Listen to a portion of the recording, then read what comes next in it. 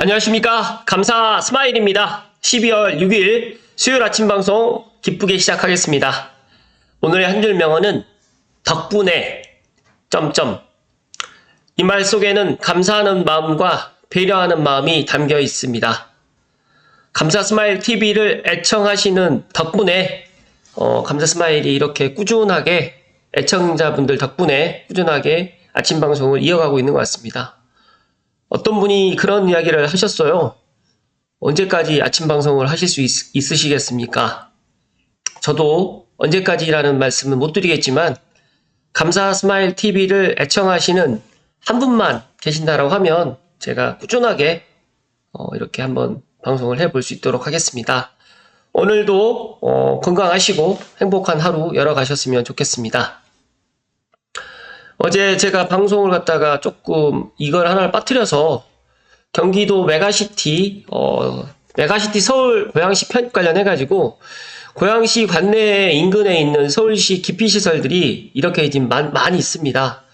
서울시립승하원, 서울시립벽제묘지, 서울시 난지물 재생센터, 서대문 음식물류 재활용시설, 은평구 재활용 집화장까지 또 서울 생활 폐기물 소각장까지 이렇게 있다라고 하는데 바로 이제 인접해 있다 보니까 고양시 덕양구 쪽에 이렇게 다 몰려 있어요.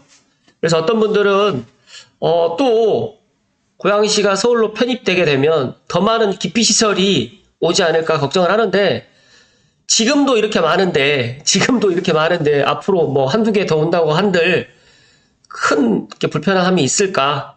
거기에 비한다고 하면 이제 뭐 교육이라든지 인프라라든지 그리고 교통망이라든지 제가 생각했을 때 이 세 가지보다 더 중요한 일자리가 고양시에 서울시로 편입이 된다고 하면 일자리가 정말 많이 생길 것이다 라는 말씀을 강조해서 이야기 드립니다. 물론 시민들의 의견이 뭐 나뉠 겁니다. 찬성의 의견과 반대 의견. 저는 반대 의견도 겸허히 받아들이겠지만 중요한 거는 고양시가 자족도시로 가기 위해서는 고양시 자체적으로 가는 것보다 서울로 편입을 해서 가는 것이 더 좋아 보인다는 말씀을 드리고 기피시설 때문에 또 여러가지 그런 것들 때문에 서울로 편입을 하는 걸 반대하시는 분들은 한 번 더 생각을 고쳤으면 좋겠다는 말씀을 오늘 드리고 방송 시작하겠습니다. 그리고 어떤 분께서 그런 제안을 해주셨어요. 메가시티 서울 고양시 편입 관련해가지고 감사 스마일 TV 애청자분들께 오늘 오전 중에 제가 설문을 갖다 하나 남겨놓겠습니다. 설문조사를 하나 제가 제 나름대로 한번 만들어서 게시판에 한번 게시를 해볼 테니까 감사 스마일 TV를 애청하신 분들 메가시티 서울 관련해가지고 어떤 생각을 갖고 계시는지 의견 남겨주시면 다시 한번 감사하겠다는 말씀 드리고 오늘 준비한 방송 시작하겠습니다. 오늘 방송 드릴 주제는 언더 더 클라우드 구름 밑 모두의 이야기 홀로서기님의 부동산 블로그 글을 토대로 감사 스마일이 한번 이야기 드려볼 수 있도록 하겠습니다. 2024년 개통 예정 수도권 철도 노선 정리 GTX-A, 그 다음에 별내선, 교외선, 그 다음에 서해선이 내년 2024년에 개통을 할 계획을 갖고 있습니다. 2023년도 이제 한 달밖에 남지 않았고요. 연말에는 가는 해에 대한 아쉬움과 새로 올 해에 대한 기대가 공존하는 지금 12월 달이 되어 있는데 부동산이라든지 주식 같은 경우에는 과거보다는 미래에 더 집중하게 됩니다. 부동산 투자 시에 고려해야 될 철도 개통도 그러한데 작년에는 대곡 수서선 정도밖에 없었습니다. 개통한 노선이. 그런데 내년 2024년은 다르다. 전국적으로 17개나 되는 철도 노선이 개통을 기다리고 있고요. 그 중에서도 가장 관심이 많을 수도권에 이제 개통이 예정된 철도 노선을 한번 정리해 볼 수 있도록 하겠습니다. 준비되셨죠? 네, 시청하시기 전에 다들 아시죠? 빠뜨렸는데 네, 구독과 좋아요, 그 다음에 댓글과 알림 설정은 왜 좋냐면 감사 스마일이 이제 2주에 한 번씩 생방을 갖다 할 계획이거든요.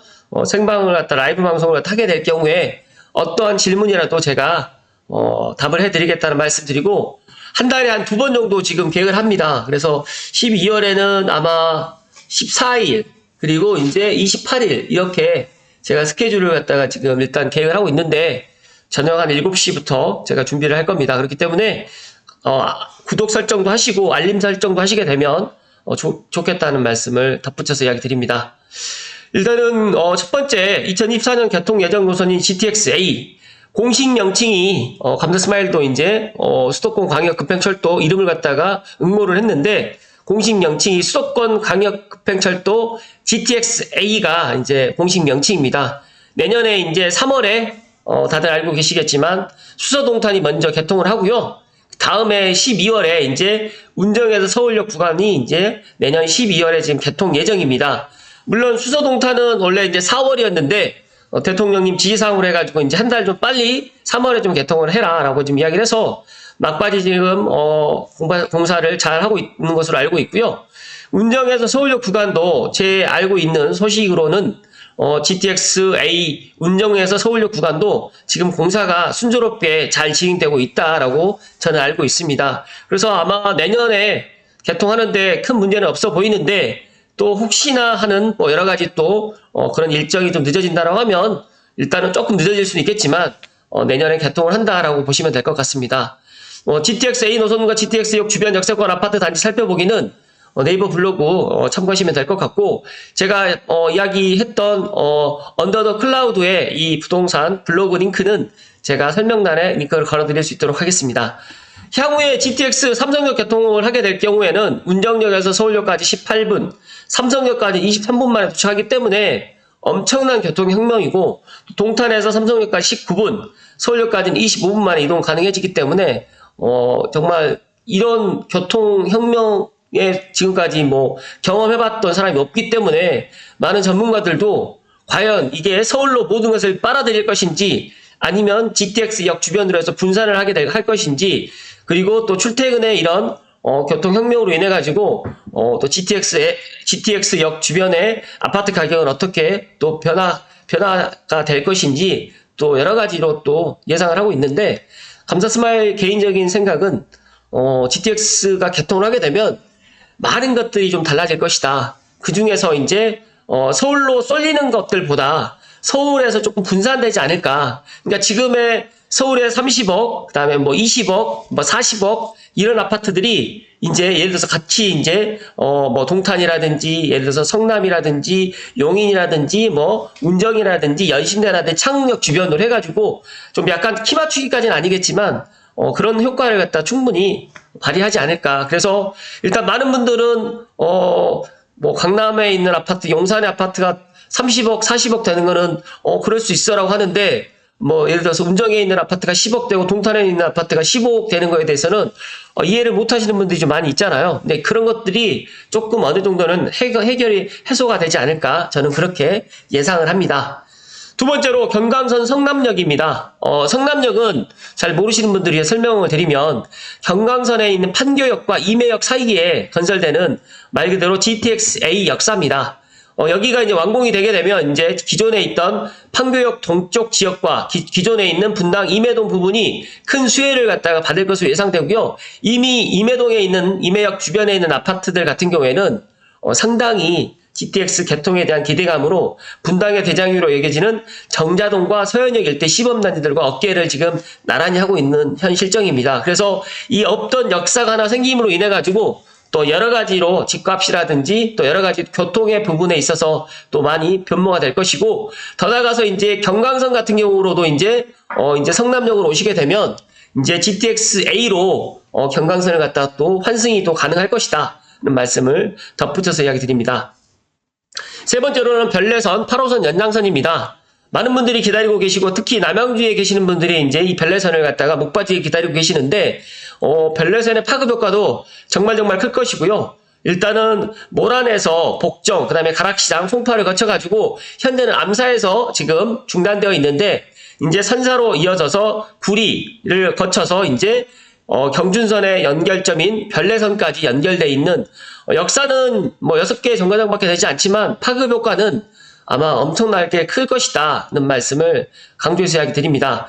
원래 이 노선 같은 경우에는 올해죠, 올해 9월 정도에 개통을 할 계획을 갖고 있었는데 집안 치마 싱크홀 사고 때문에 공사가 또 지연되었고 여러 가지로 1년 가까이 늦어졌습니다. 그래서 지하철 공사가 원래 계획대로 이렇게 완공되는 게 제가 계속해서 이야기 드리지만 쉽지는 않습니다. 그래서 대곡소사선도 한 2년 정도 늦춰졌고, 그 다음에 지금 8호선도 1년 정도 늦춰졌는데, 제가 참 신기한 거는 GTX-A는 계획보다 조금 많이 늦춰지지는 않는 것 같아요. 어찌됐든 간에 개통까지는 아직 시간이 남아있기 때문에 한번 지켜봐야 되겠지만, 일단은 GTX-A가 개통을 하게 되면 또 더 나가서 또 8호선이 또 개통을 한다라고 하면 수도권의 이런 전철이라든지 교통망은 더 촘촘해지고 더 많은 사람들이 수도권, 특히 서울 인접에서 살기를 희망할 거다는 말씀을 강조해서 이야기 드립니다.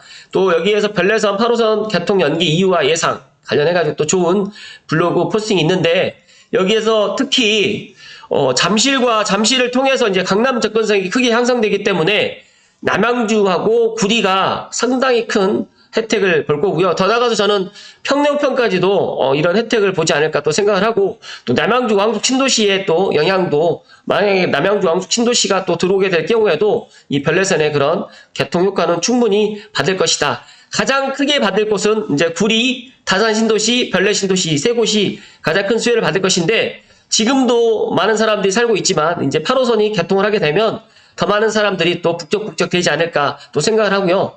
또 별내선이 개통하게 될 경우에는 별내에서 잠실까지는 27분, 구리에서 잠실까지는 뭐 20분이면 도착하기 때문에 거의 뭐 이제 강남을 갔다가 30분, 뭐 GTX-A가 아닌 그냥 일반 전철로 30분으로 해서 출퇴근을 갔다가 할 수 있는, 왕복 1시간으로 출퇴근할 수 있는 또 이런 부분에 있어서 또 많은 또 기대가 또 된다는 말씀을 드립니다.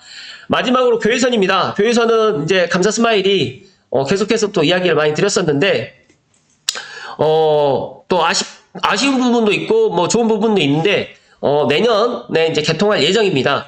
이제 교외선 구간은 이제 원래는 2004년 3월까지 서울에서 의정부까지 1, 3회 운행했다가 현재 운행이 중단된 상황인데, 만약 내년에 운행이 재개된다고 하면 20년 만에 다시 열차가 다니게 되는 거고요. 제가 그때 이제 제가 작년엔가 한번 이야기 드렸을 때만 해도 이제 그 전기동차로 이제 간다라고 했는데, 그게 아니라 이제 무궁화호로 해서 일단 교외선을 갖다 운영을 한다라는 이야기가 있습니다. 만약에 확실하게 결정이 된다라고 하면 제가 다음번에 또 이야기를 드리겠지만, 교외선은 지금 파급 효과는 제가 생각했을 때 경기 북부 쪽에 있는 의정부라든지 그다음에 양주시에 있는 분들이 이제 고양시라든지, 그리고 더 나아가서 이제 김포공항이라든지, 더 나아가서 인천국제공항을 가는데도 정말 이런 여러 가지의 교통이 또 좋아질 것이라는 말씀드리고요. 특히 이제 대곡역으로 해서 환승이 되기 때문에 대곡역 같은 경우는 이제 교외선이 만약에 개통이 된다라고 하면 5개 정거장이 이제 들어선다. 3호선, 경의중앙선, GTX-A, 서해선, 교외선까지 해서 5개의 말 그대로 이제 역세권이 된다는 말씀을 감사 스마일이 강조해서 이야기 드리고, 더 나아가서 이제 지금 정차역이 송추역과 장흥역, 일영역, 원능역, 대곡역, 의정부역까지 해가지고 6개 역이 정차할 예정입니다. 그래서 조금 아쉬운 거는 벽제나 삼릉 쪽에 하나 또 정차를 했으면 좋았을 텐데, 좀 아쉽지만 일단은 대곡역과 의정부역 사이에 일단 그러니까 방금 전에 말씀드렸던 원능과 일령, 장흥, 송추 4개 역만 정차를 한다는 말씀을 드립니다. 지하철 노선처럼 전동차가 다니는 건 아니고, 여기에도 이야기를 하지만 무궁화호 전동차가 운행된다. 그래서 운행 횟수는 주중 24회, 주말 16회로 지금 계획 중인데, 만약에 내년에 개통을 갖다 하게 되면 명실상부하게 의정부에 계시는 분들이라든지 양주, 장흥이라든지 송치에 살고 계시는, 일영에 살고 계시는 분들도 이제 대구로 나오시거나 아니면 또 김포공항이라든지 또 경기 서남부를 가실 때 또 서해선으로 또 환승이 되고, 더 나가서 또 내년 하반기에는 또 GTX-A로 환승이 되기 때문에 강남이라든지 또 동탄을 가는데도 정말 교통이 정말 편리해진다는 말씀 좀 드립니다. 여기 이제 필자님께서는 교외선 개통하게 되면 경기 북부 지역의 교통이 편리해져서 경기 북부 특별자치도 분도에 도움을 줄 수도 있을 것으로 보인다라고 하는데, 감사 스마일은 경기 북부 특별자치도보다는 서울시로 편입을 하는 게 더 좋아 보인다는 말씀도 드리고요. 더 나아가서 수도권 제1순환고속도로 북부 구간에 지체를 다소 완화해주는 효과도 또 기대된다는 말씀 드리고, 또 추가로 이제 일령 아래쪽에 이제 벽제 쪽으로 해서 사마리가 보이실 건데, 사마리도 이제 내년쯤에 지금 토지보상 이야기가 나와요. 그래서 사마리 장흥 사마리 공공택지 관련해가지고도 새로운 소식 있으면 감사 스마일이 이야기 드릴 수 있도록 하겠습니다. 지금 여기는 지금 교외선 송추역 모습의 이런 네이버 로드뷰의 모습인데, 송주역도 이제 조만간 열차가 또 다니는 정거장이 되고, 또 송주역이라든지 인력역 쪽에 이제 장흥이라든지 송추에 이제 아파트가 제가 알고 있기로 좀 일부 있는 걸로 알고 있는데, 만약에 개통을 하게 되면 교통편도 지금보다는 더 좋아질 것이다는 말씀을 조심스럽게 드립니다. 잠시만요.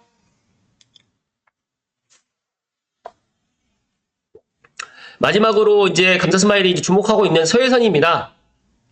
서해선 송산에서 홍성 구간인데요.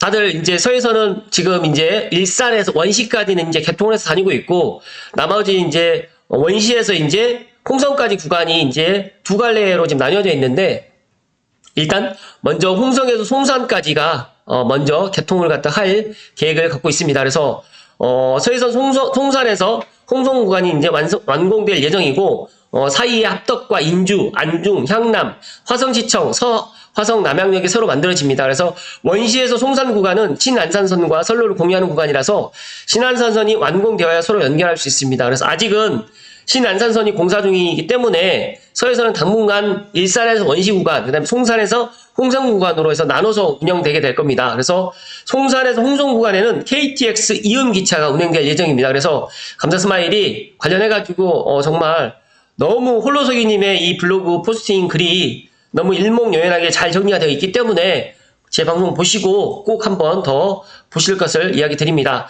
서해선의 한쪽 끝인 충청남도 홍성에서 기존의 장항선과 또 직결되어서 서해선과 장항선에 이제 걸쳐가지고 열차 운행되게 되면 이제 너무너무 이제 교통이 또 편리해질 것 같고요.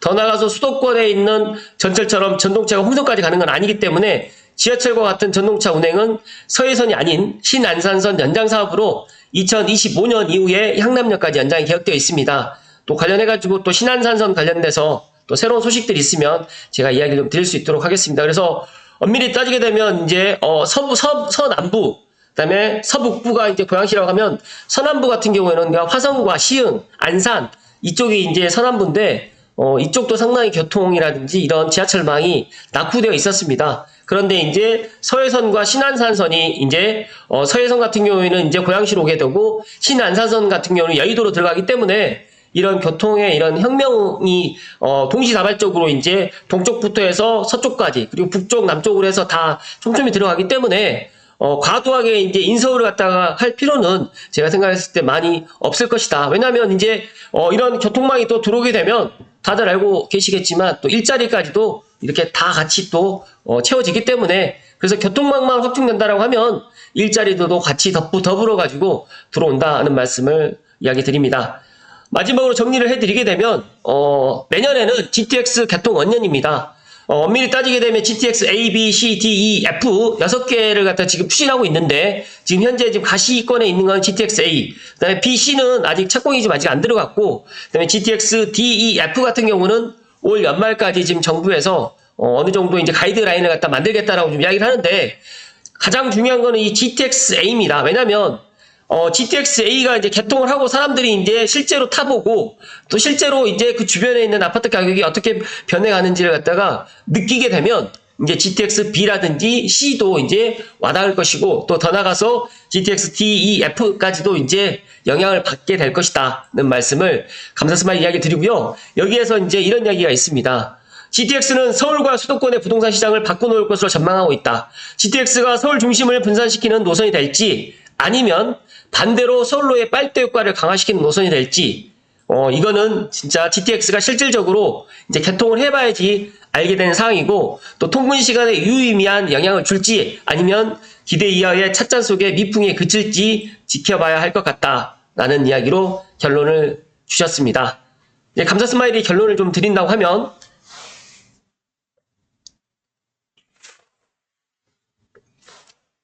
방금 전에도 제가 이제 말씀드렸듯이 GTX의 파급 효과는 저도 예상만 하는 건데 중요한 거는 제가 신분당선이라는 그 노선이 개통하기 전에는 그렇게까지 주목을 못 받았습니다.